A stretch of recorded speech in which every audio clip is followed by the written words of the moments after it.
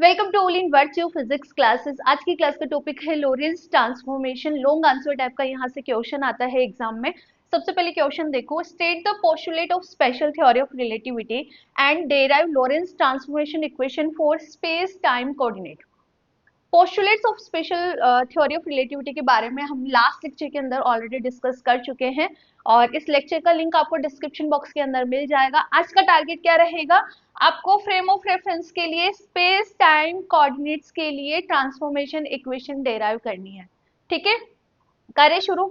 पहले आप ये समझो कि ट्रांसफॉर्मेशन इक्वेशन होता क्या, यहाँ पे लोरेंट्ज ट्रांसफॉर्मेशन इक्वेशन होता क्या है लोरेंट्ज ट्रांसफॉर्मेशन इक्वेशन। इसको समझने के लिए यहाँ पर दो फ्रेम ऑफ रेफरेंस हम लेते हैं, two inertial frame of reference लेते हैं जिनके बीच में रिलेटिव मोशन होता है। ठीक है, तो ऐसे इक्वेशंस जो दो फ्रेम ऑफ रेफरेंस के पोजीशन और टाइम कोऑर्डिनेट के बीच में रिलेशन को डिफाइन करें। बहुत सिंपल सा कॉन्सेप्ट है।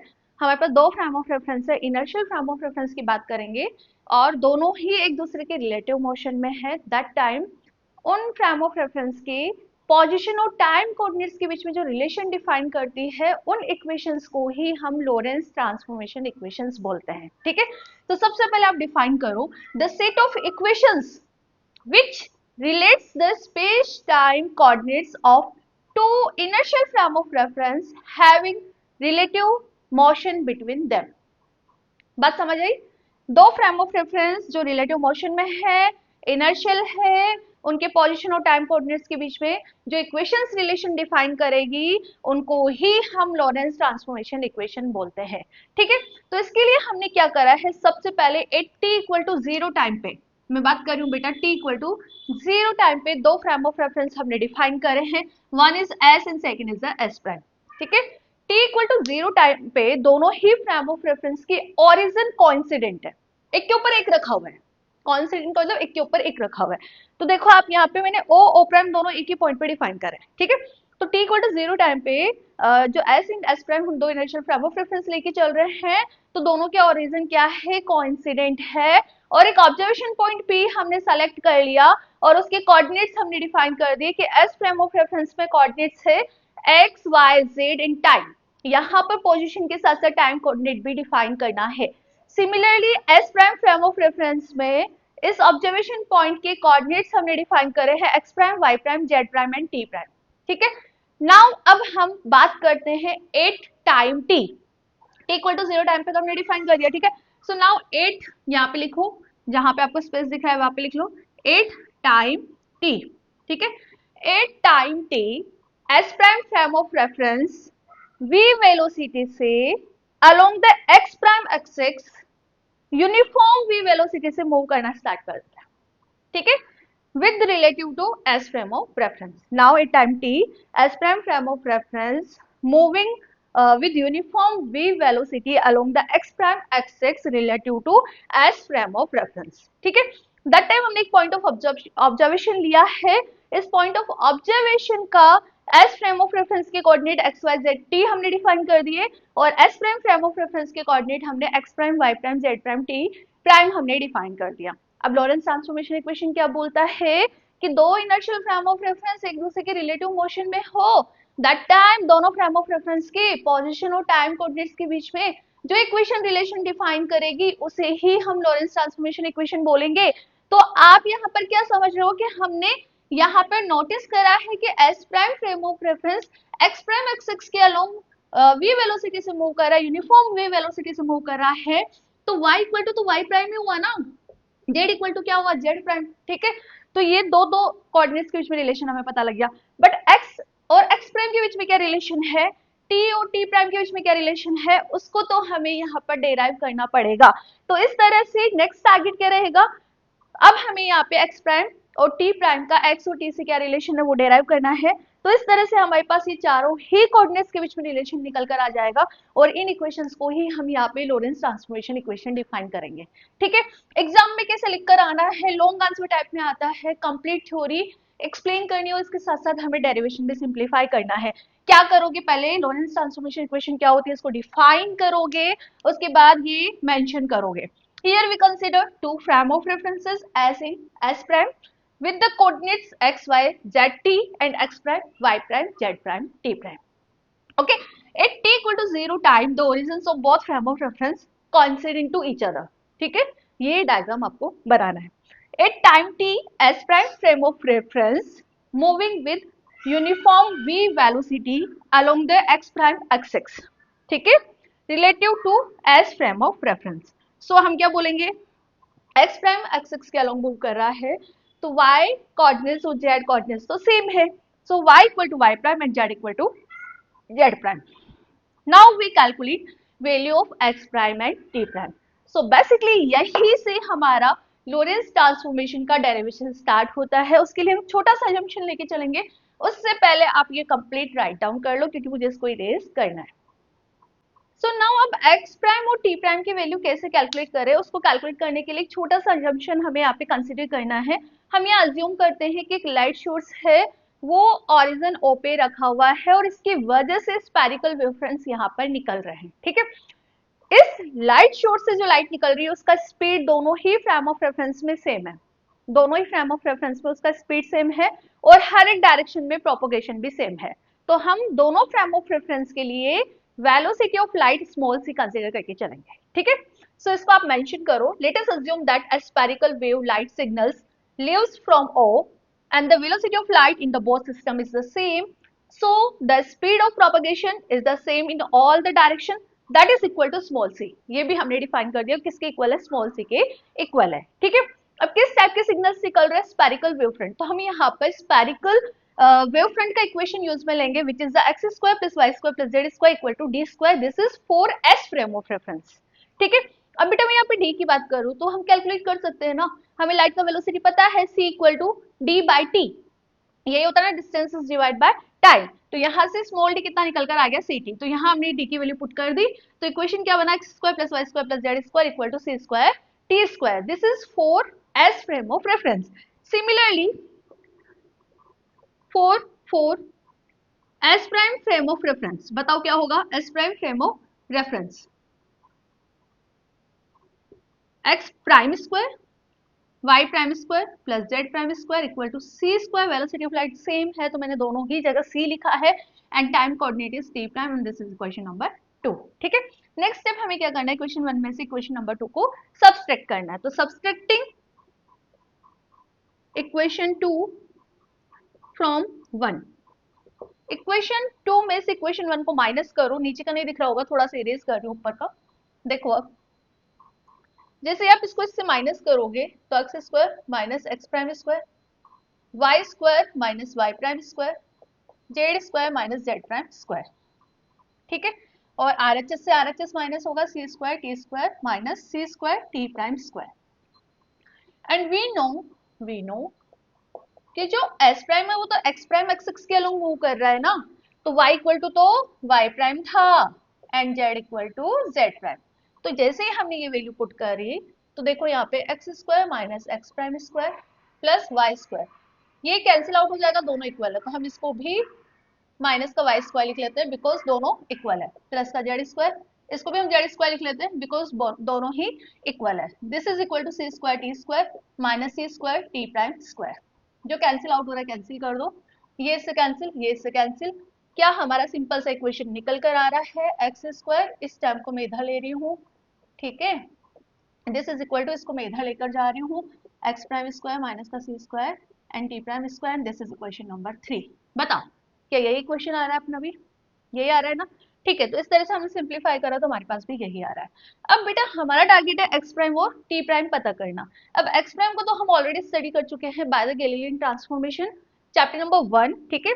गैलीलियन ट्रांसफॉर्मेशन का कंप्लीट सिंप्लीफिकेशन आपको मिल जाएगा, इसका भी जो लेक्चर का लिंक है वो मैं डिस्क्रिप्शन बॉक्स में मेंशन कर रही हूँ, आप वहां जाना, गैलीलियन ट्रांसफॉर्मेशन कंप्लीट सिंप्लीफाई करवा रखा है बहुत ही इजी लैंग्वेज में, ठीक है। सो यहाँ पर अब हम गैलीलियन ट्रांसफॉर्मेशन का थोड़ा सा सपोर्ट लेते हैं, क्या बोलता है Galilean transformation, according to Galilean transformation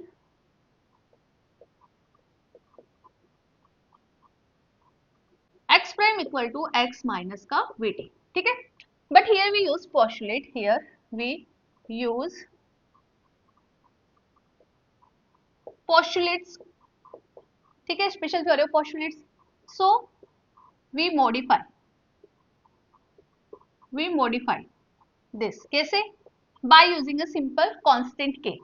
तो हम यहाँ पे यदि पॉस्टुलेट लेते हैं तो मैंने यहाँ पे एक सिंपल सा कांस्टेंट डिफाइन करा है विच इज के x minus v T.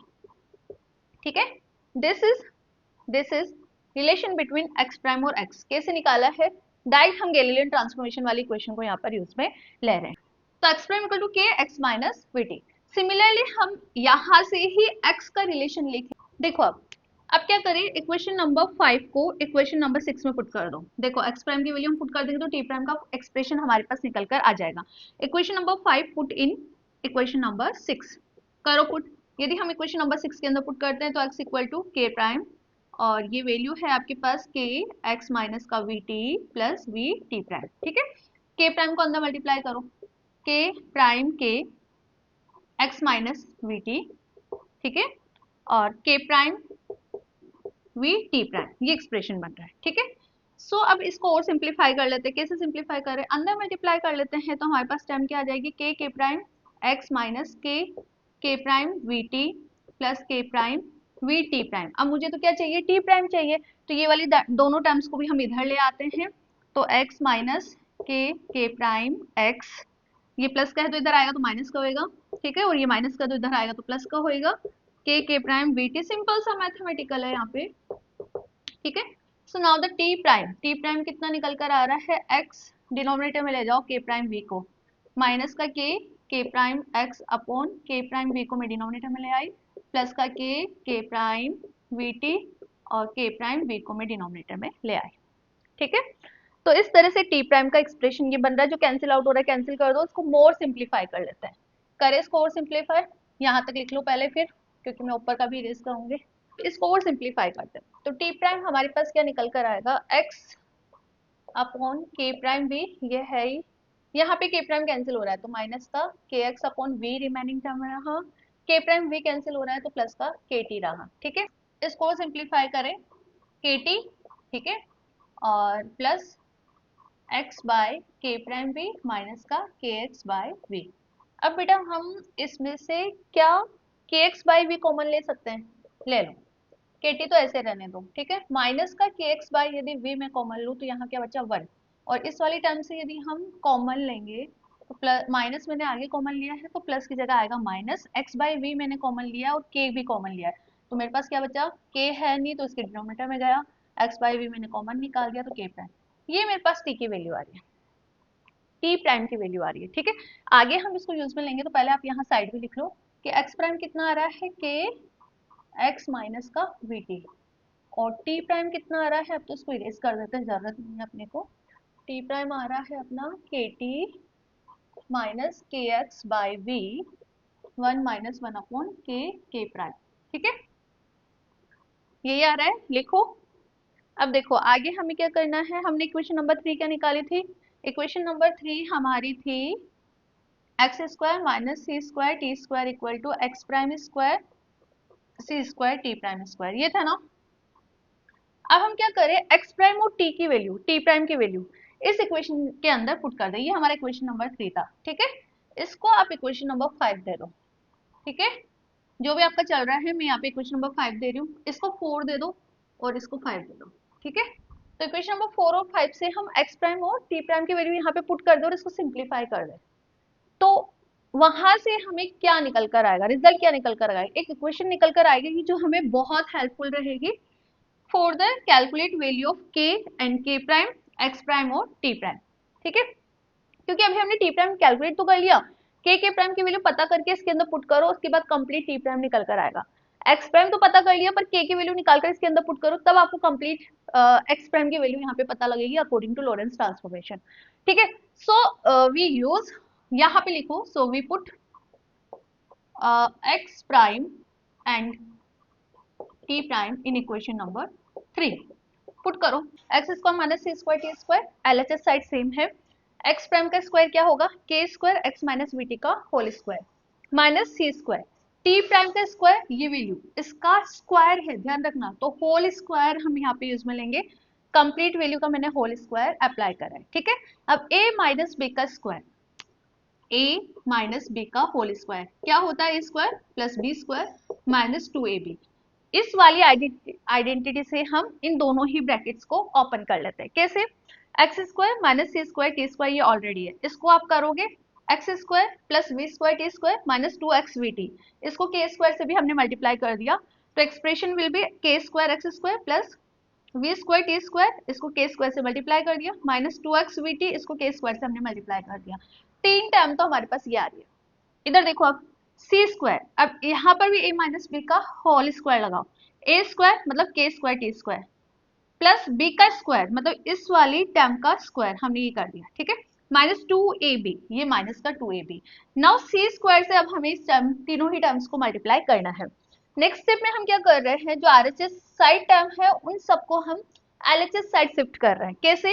X square minus सी स्क्वायर टी स्क्वायर ऑलरेडी था, ये प्लस है इधर आएगा माइनस हो गया, ये प्लस है इधर आएगा माइनस हो गया, ये माइनस है इधर आएगा तो ये प्लस हो गया, ठीक है, प्लस सी स्क्वायर माइनस में है ना ये, तो ये पूरी टर्म हमने इधर ले ली और सी स्क्वायर को अंदर मल्टीप्लाई कर दिया। देखो इधर सी स्क्वायर से मल्टीप्लाई करो और माइनस का है ये टर्म तो इधर आएगा तो प्लस का हो गया, प्लस माइनस माइनस तो इधर आएगा तो प्लस हो गया और सी स्क्वायर को मैंने इस टर्म से मल्टीप्लाई कर दिया, माइनस माइनस प्लस और इधर आएगा तो माइनस होएगा और सी स्क्वायर से इस टर्म को हमने मल्टीप्लाई कर दिया, ठीक है।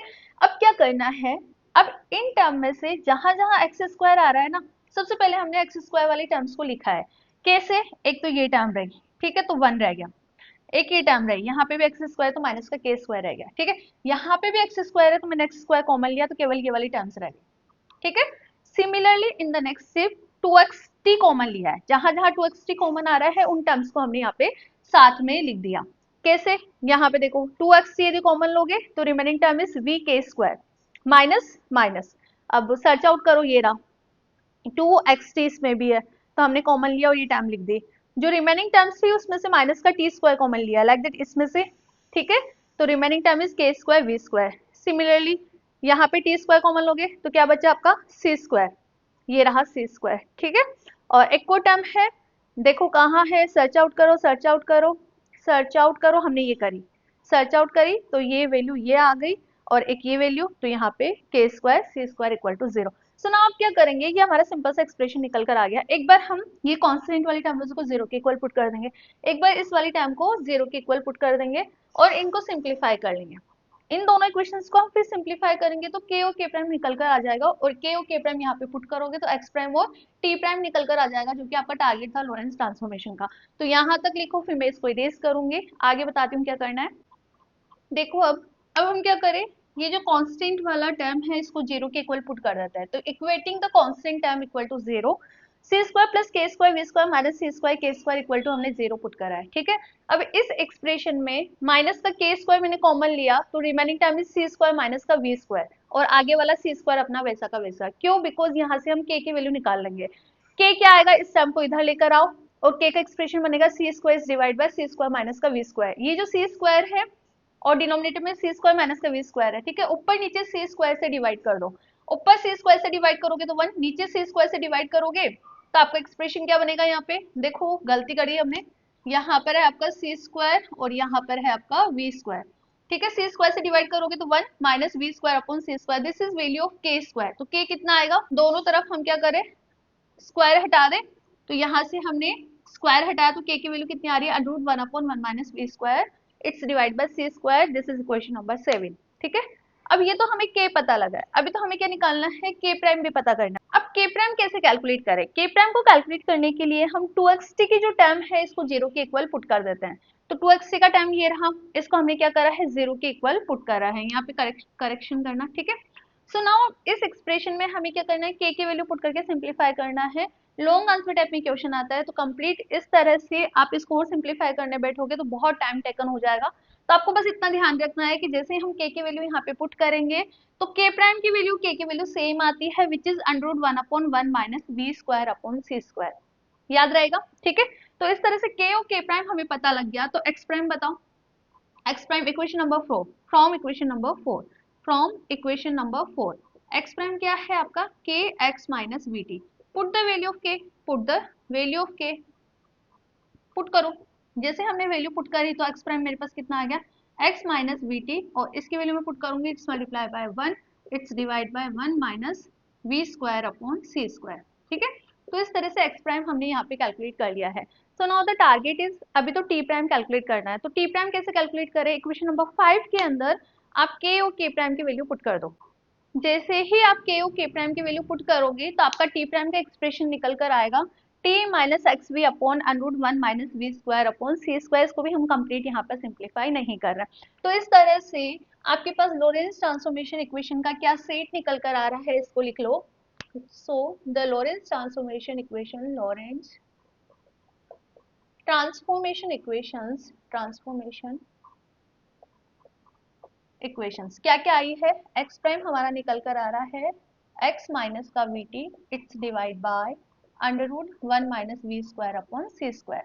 y equal to Y prime था और z equal to Z prime.